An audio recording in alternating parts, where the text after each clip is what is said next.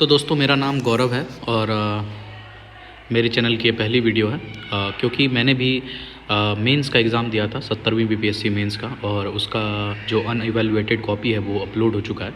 और मैं चाहता हूँ कि अपना जो अनइवैल्यूएटेड कॉपी है वो आप सबों के साथ शेयर करूँ और देखता हूँ अगर आप लोगों को भी कोई सजेशंस देना हो या किसी चीज़ पे मतलब कहना हो कि हाँ मैंने ऐसा लिखा है या वैसा लिखा है तो आप कमेंट में कह सकते हैं।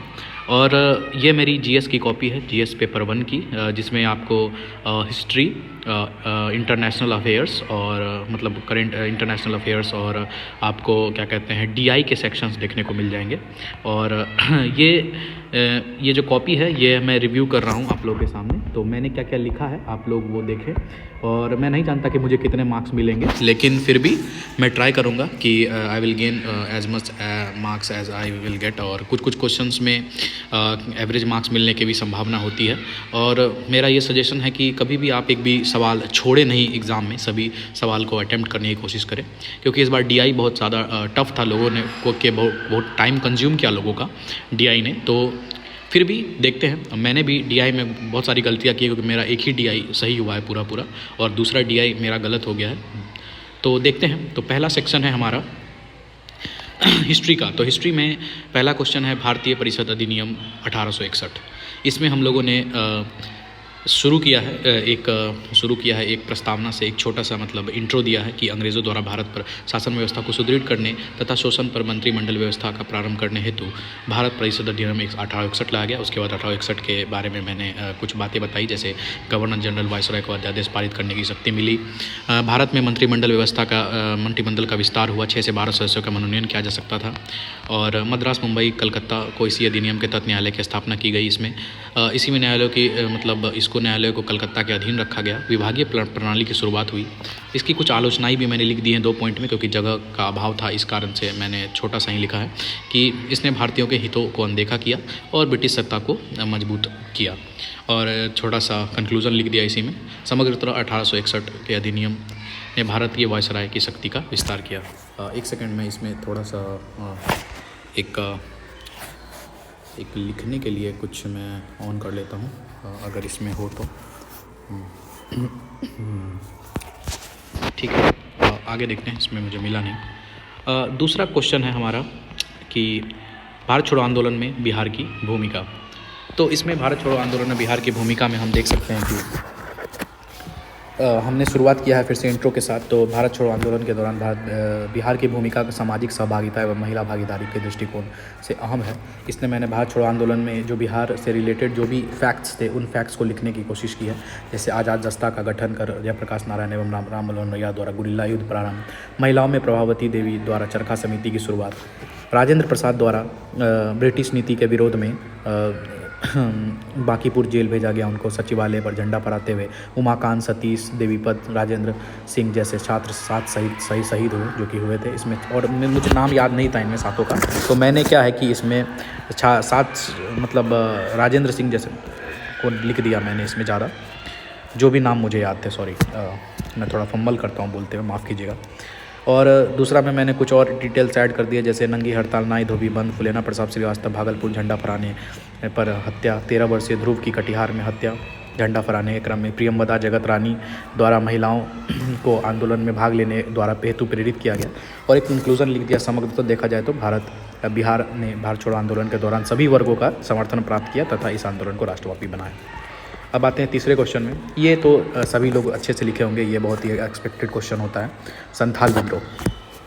संथाल विद्रोह में मैंने शुरुआत की एक छोटे से इंट्रो के साथ कि सिंधु कान्हू चांद भैरव के नेतृत्व में चलाया गया संथाल विद्रोह जल जंगल ज़मीन की लड़ाई हेतु 1855-56 में किया गया। इसमें मैंने छोटा सा एक मैप बना दिया है, छोटा नागपुर, पठार, भगनी, डेगी क्षेत्र को दिखाया है और संथाल विद्रोह के बारे में कुछ फैक्ट्स लिख दिए हैं, जैसे सिद्धू कान्हू चांद भैरव नेतृत्व करता 1855-56 में हुआ था, भगनी डी, छोटा नागपुर का पठार। अब कारण मैंने लिख दिया संथाल विद्रोह के कि कारणवाली के अस्थायी बंदोबस्त के परिणाम स्वरूप जंगलों का अधिग्रहण, जंगलों में द्वीपों का प्रवेश और जंगलों द्वारा जानबूझकर संथालों का शोषण। वैसे ही संथालों उनके भूमि से उनको विस्थापित किया गया, उनकी महिलाओं को प्रताड़ित करना, जबरन खेती हेतु ऋण जाल में फांसना। इसमें क्रांति में सिद्धू कान्हू चांद भैरव का हिंसक विद्रोह, तोड़फोड़, आगजनी, लूटपाट, हत्या, मेजर बारो इसमें मारा गया था। परिणाम के स्वरूप एक परिणाम भी लिख दिया, क्या परिणाम हुआ उसका, तो विद्रोह असफल, क्योंकि ये विद्रोह असफल रहा था। संथाल परगना का गठन हुआ। संथालों को जंगल में लकड़ी चुनने एवं बसने की इजाज़त मिली और इससे अन्य क्रांति को भी प्रेरणाएं दी। छोटा सा कंक्लूजन लिख दिया कि अतः भले ही संथाल विद्रोह अपने स्वरूप में असफल रहा, लेकिन इसने अगले वर्ष 1857 के विद्रोह को प्रेरणा दी तथा आने वाले कई जनजातीय आंदोलन का अग्रगामी बना। ये मैंने क्या है कि तीनों चीज़ों मैं ट्राई करता हूँ कि तीनों चीज़ें लिखूँ, इंट्रो, बॉडी और साथ साथ में कुछ मैप्स बना सकूँ और एक कंक्लूज़न दे सकूँ। अब आगे जैसे पटना कलम में हम आ जाते हैं, तो पटना कलम में मैंने पटनाक्रम का भी छोटा सा इंट्रो देने का कोशिश किया कि औरंगजेब द्वारा कला पर प्रतिबंध के कारण कलाकार पलायन कर मुर्शिदाबाद आए। बाद में मीरन द्वारा प्रतिबंधित करने के कारण वे पटना के विभिन्न जगहों पर फैले और पटना कलम चित्रकला का विकास किया। इसमें पटना कलम चित्रकला के बारे में मैंने कुछ बता दिया, जैसे कंपनी शैली भी इसे कहा जाता है, बारीकी से चित्रण किया जाता है, लकड़ी काटती बढ़ई लोहार इसका एग्जाम्पल दे दिया। प्रमुख चित्रकार में हुलास लाल, शिव दयाल, माधव लाल का नाम दे दिया। विशेषताओं में मैं बात करूँ तो इसमें प्राकृतिक रंगों की विशेषता को बताया, फिर कजली स्याही पद्धति, उत्कृष्ट रंगों का प्रयोग, इसीलिए उसको कहा जाता है। इसमें तुलिका नियंत्रण सटीक था, इसके बारे में बताया। रंगों के लिए काजल से काला रंग, फूलों से लाल पीला रंग प्राप्त किया जाता था। हिंदू मुस्लिम समन्वय के रूप में शिव दयाल द्वारा मुस्लिम निकाह का चित्र और छोटा सा एक मैप बना के दिखा दिया कि ये प्रमुख क्षेत्र पटना के नीचे जो वाला जो मोहल्ला था। और प्रमुख क्षेत्रों में मैंने क्षेत्रों के नाम दे दिए, जैसे मच्छरहट्टा, लोधी कटरा, दीवान मोहल्ला, मुगलपुरा, ठीक है, दानापुर, मुगलपुरा में आकार छूट गया। और एक छोटा सा कंक्लूजन कि अतः पटना चित्रकला की विशेषता बिहार एवं भारत की कला परंपरा हेतु अति महत्वपूर्ण है। इसके तथा उसके संरक्षण हेतु सरकार एवं जनमानस का प्रयास भी वांछनीय है। अब आते हैं हम लोग दूसरे सवाल में। अगला क्वेश्चन है हमारा मौर्यकालीन स्थापत्य कला एवं स्थापत्य कला। एक्चुअली ये क्वेश्चन 38 नंबर में पूछा जाने वाला क्वेश्चन है, लेकिन इस क्वेश्चन को 7 नंबर में ही पूछ के थोड़ा सा डिटेल कर दिया। अब मैं इसमें कन्फ्यूज हुआ था कि मैं कितना इसमें लिख पाऊँगा, क्योंकि कंटेंट मेरे पास बहुत था, लेकिन मैं क्या है कि ज़्यादा लिख नहीं पाया। लेकिन फिर भी उसी हिसाब से इसको लिखना था कि समय भी बहुत कम होता है लिखने के लिए। एक क्वेश्चन में आपको मैक्सिमम 6 मिनट या 5.5 मिनट का टाइम मिलता है, उसको फ्रेम करना फिर लिखना थोड़ा मुश्किल हो जाता है इतने कम टाइम में। तो अब आते हैं भारतीय स्थापत्य कला का विकास। भारतीय स्थापत्य कला एवं चित्रकला के विकास की प्रथम सीढ़ी के तौर पर मौर्यकालीन कला को देख सकते हैं। इस कला में उत्कृष्ट चमकीले पॉलिश लाल बलुआ पत्थर का प्रधानता थी। ये एक छोटा सा इंट्रो मैंने दिया। उसके बाद मैंने ये 2 पार्ट में बांट दिया मौर्य कला को, राजकीय कला और लोक कला में, ताकि जगह कम होने के कारण ज़्यादा मैं लिख सकूँ। राजकीय कला में स्तंभ में सारनाथ का स्तंभ एकाश पत्थर का यूज, सिंह पशु की आकृति बता दी। उसके बाद राजप्रसाद में कुम्हार में है, 120 फीट लंबा है, लकड़ी की छत है, पॉलिशदार छत है, स्तूप बता दिया। गुहा विहार बता दिया, दशरथ द्वारा आजीविका हेतु बनाया गया नागार्जुनी पहाड़ी पर। लोक कला में मैंने जनमानस की कला, यक्ष यक्षिणी की मूर्तियाँ और चमार गृहिणी मूर्ति, ठीक है, पुरुष की टूटी मूर्ति, इनको बता दिया। और नीचे मैंने अगले पेज पे छोटा सा फोटो दोनों का बना दिया है। एक फ़ोटो मैं स्तंभ का बना दिया, जिसमें इस स्तंभ में छोटा सा, मतलब मेरी ड्राइंग उतनी अच्छी है नहीं, लेकिन फिर भी मैंने ट्राई किया था। तो एक पशु की आकृति, चौकी, कमल, स्तंभ बनाया। इधर मैंने स्तूप में छत्र, हर्मिका और पवित्र सामग्री, तोरण वगैरह बनाकर। गुहा विहार में गुहा विहारों का नाम लिख दिया, जैसे करण, चौपर, सुदामा, विष झोपड़ी। और स्तंभ में लौड़िया, नंदनगढ़, रामपुरवा, सारनाथ को देकर एंड किया। तो एक छोटा सा कंक्लूजन दे दिया कि अतः मौर्य कला में उत्कृष्ट स्थापत्य एवं चित्रकला शैली का नेतृत्व किया, इसे आगे आने वाली कलाओं को भी प्रेरणा दी। ये हमारा ये क्वेश्चन एंड हुआ। अब आते हैं हम लोग पहला 38 नंबर का क्वेश्चन में। 38 नंबर का क्वेश्चन में 2 क्वेश्चन था, एक राष्ट्रीय कांग्रेस के उदय के बारे में था और एक नील चंपारण। मैं नील आंदोलन में ज़्यादा कंफर्टेबल फील किया, इसलिए मैंने नील आंदोलन को ही अटैम्प्ट लिया था। आइए इसके अब देखते हैं मैंने 38 नंबर का क्वेश्चन कैसे अटैम्प्ट किया। तो सबसे पहले 38 नंबर में थोड़ा इंट्रो भी थोड़ा बड़ा हम ले सकते हैं, जैसे 50-60 वर्ड का इंट्रो हम लिख सकते हैं। जैसे मैंने लिखा है कि भारत के स्वतंत्रता संग्राम में चंपारण नील आंदोलन का बहुमुखी योगदान रहा। इसने महात्मा गांधी को राजनीतिक नेता के रूप में पूरे देश में स्थापित किया तथा किसानों के हितों का भी संरक्षक बना। यह अंग्रेजों के विरुद्ध किया गया सर्वप्रथम अहिंसक आंदोलन था, जिसमें आम जनता का भी समर्थन प्राप्त हुआ। इसमें चंपारण नील आंदोलन के छोटा सा मैंने फोटो बना के दिखा दिया कि चंपारण कहाँ पे है, और इसमें थोड़ा सा फैक्ट दे दिया कि वर्ष 1917 में हुआ था, नेतृत्व करके गांधी जी थे, ठीक है, क्षेत्र बिहार के चंपारण में हुआ था। अब अगर चंपारण आंदोलन के कारण में जाएँ तो देखिए क्वेश्चन के अकॉर्डिंग हम लोगों ने आंसर लिखने की कोशिश किया है। जैसे चंपारण नील आंदोलन का वर्णन पूछ रहा और भारतीय संघर्ष पर इसके प्रभाव, तो सबसे पहले हम लोग संघर्ष का वर्णन करेंगे और फिर उसके प्रभाव को करेंगे, ब्रेक करके क्वेश्चन लिखने का कोशिश करेंगे। तो सबसे पहले हमने चंपारण आंदोलन के बारे में लिखा। सबसे पहले हम लोगों ने चंपारण आंदोलन के कारण को लिखा कि जमींदारों एवं अंग्रेजों द्वारा 3 कटिया प्रणाली का किसानों पर 3 कटिया प्रणाली को थोपा गया था। नील का उत्पादन 3/20 भूमि में किया जाना अनिवार्य था और किसानों को ऋण जाल में फंसाना तथा उनका शोषण करना। गांधी जी का नेतृत्व शुरू हुआ। लखनऊ अधिवेशन में राजकुमार शुक्ल द्वारा गांधी जी को अप्रैल 1917 में बिहार के चंपारण बुलाना। गांधी जी ने 3 कटिया प्रणाली को समाप्त करने का आग्रह अंग्रेज़ों किया। यह एक अहिंसक आंदोलन था, सत्याग्रह का पहला प्रयोग था। परिणाम में हम लोग लिख देते हैं भारत। परिणाम में क्या हुआ, तो बिहार के गवर्नर एडवर्ड गेट ने चंपारण कृषि समिति बनाई, अध्यक्ष इसके FG सलाई थे। गांधी जी को भी शामिल किया गया था इसमें, और किसानों की मांगों को माना गया था। अब आते हैं इसमें कुछ और बातें मैंने बताई, जैसे क्योंकि 38 नंबर क्वेश्चन है तो आपके पास फैक्ट और कंटेंट होना चाहिए इसमें लिखने के लिए। तो अगला बार मैंने लिखा कि 25% तक कर में छूट मिली तथा दिनखटिया प्रणाली का अंत हुआ। जमींदारों द्वारा किसानों की शोषणपूर्ण नीति की समाप्ति हुई। अब जो अगला पार्ट था क्वेश्चन का कि चंपारण आंदोलन का भारतीय स्वतंत्रता संघर्ष पर क्या प्रभाव हुए, उसको लिखना है। तो उसमें भी मैंने कुछ पॉइंट्स लिखे हैं, जैसे गांधी जी द्वारा सर्वप्रथम सत्य अहिंसा एवं सत्याग्रह का प्रयोग से जन चेतना की जागृति हुई। अंग्रेजों के पास सत्याग्रह के विरुद्ध में कोई विकल्प नहीं था, इसलिए आगे के आंदोलन जैसे असहयोग एवं सविनय अवज्ञा आंदोलन में भी इसका व्यापक प्रयोग हुआ। गांधी जी को सर्वमान्य नेता के रूप में इसी आंदोलन ने स्थापित किया तथा उन्हें अन्य किसान आंदोलन एवं मजदूर आंदोलन को नेतृत्व किया, जैसे खेड़ा, अहमदाबाद मिल मजदूर आंदोलन।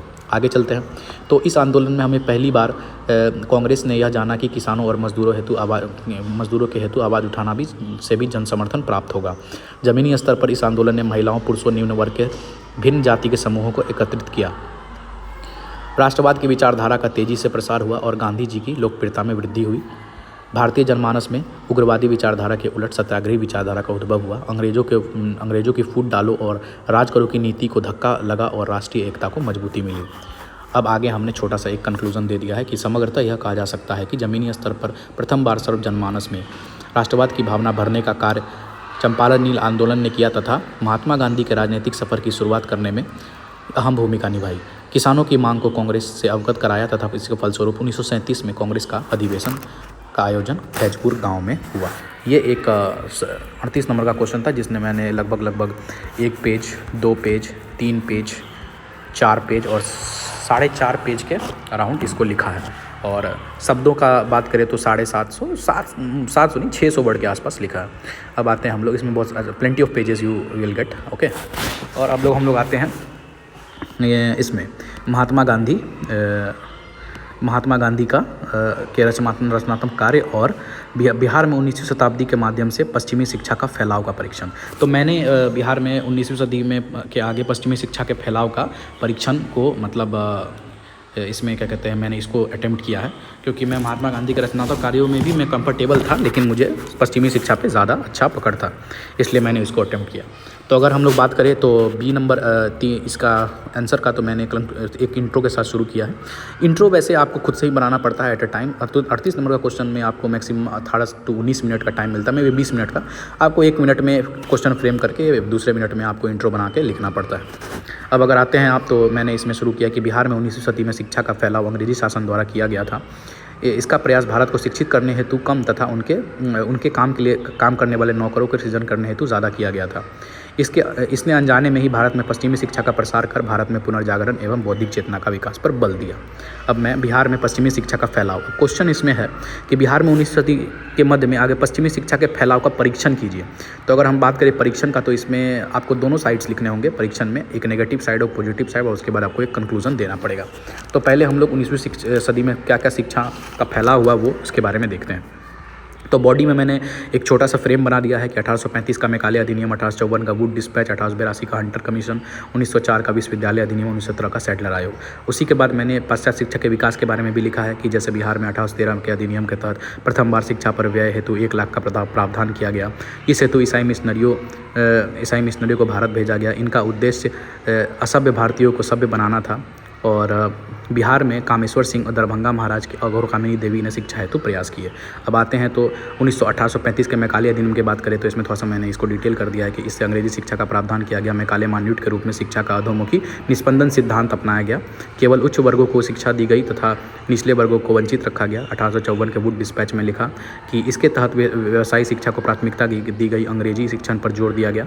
ठीक है, भारतीय संस्कृति को नीचा दिखाने का प्रयास। और 1863 में पटना विश्वविद्यालय में पटना कॉलेज का स्थापना इसी के द्वारा की गया था, इसी में किया गया था। 1882 के हंटर कमीशन को भी थोड़ा सा ब्रीफ कर दिया मैंने कि प्राथमिक एवं उच्च शिक्षा महाविद्यालयों की स्थापना हुई ईसाई मिशनरियों के द्वारा पटना में सेंट पॉल, सेंट साइमन जैसे स्कूलों की स्थापना। अब आते हैं 1904 का विश्वविद्यालय अधिनियम। इसकी बात करें तो कर्जन द्वारा ये लाया गया था भारतीयों को अंग्रेजी शिक्षा देकर उन्हें निम्न पदों पर नौकरी देने हेतु। अब कुछ स्वदेशी प्रयास के बारे में भी लिख दिया जो बिहार में किया गया था, जैसे असहयोग आंदोलन के दौरान गांधी जी द्वारा भितरवा एवं बरहरवा में स्कूलों की स्थापना, 1916 में पटना विश्वविद्यालय की स्थापना, 1901 में अघोर कामिनी देवी द्वारा पहला महिला विश्वविद्यालय स्थापित, राजेंद्र प्रसाद जेबी कृपलानी और द्वारा स्वदेशी विद्यालयों की स्थापना, कामेश्वर सिंह दरभंगा महाराज द्वारा शिक्षा हेतु जमीनी स्तर प्रयास, जैसे दरभंगा में कॉलेज और मिथिला में कॉलेज का। अब यहाँ पे परीक्षण में सकारात्मक पक्ष और नकारात्मक पक्ष। सकारात्मक पक्ष में अंग्रेजी शिक्षा से हम अवगत हुए, राष्ट्रीय चेतना का विकास में पश्चिमी आंदोलन से प्रेरणा, जैसे फ्रांस की क्रांति, अमेरिकी क्रांति, ठीक है, और भारतीयों को कुछ हद तक रोजगार भी मिला। लेकिन नकारात्मक पक्ष इसके ज़्यादा होंगे क्योंकि इसमें भारतीय सभ्यता संस्कृति का नाश हुआ, अंग्रेजों की शोषण पद्धति को मजबूती मिली, ईसाई धर्मांतरण का जनजातियों में विस्तार हुआ, स्वदेशी शिक्षा एवं परंपरा को नीचा दिखाया जाना, केवल उच्च वर्गों को शिक्षा एवं नौकरी मिली और अंग्रेज़ों का वर्चस्व भी बढ़ा। यह नकारात्मक पक्ष। और फिर इसने समग्रता मैंने कंक्लूड कर दिया यहाँ पे कि समग्रता यह कहा जा सकता है कि बिहार में पश्चिमी शिक्षा का विस्तार केवल अंग्रेजी आकांक्षाओं की पूर्ति के लिए था। अनजाने में शिक्षा ने भारतीयों में राष्ट्रवाद की चेतना का विकास प्रसार किया, किंतु यह शोषणवादी नीति को मजबूत करने हेतु लाया गया था। ये हमारा हुआ हिस्ट्री का। ये हिस्ट्री का हम ख़त्म करते हैं और अब अगला वीडियो जो है मैं IR पे लाऊंगा। तो इसमें मैंने आप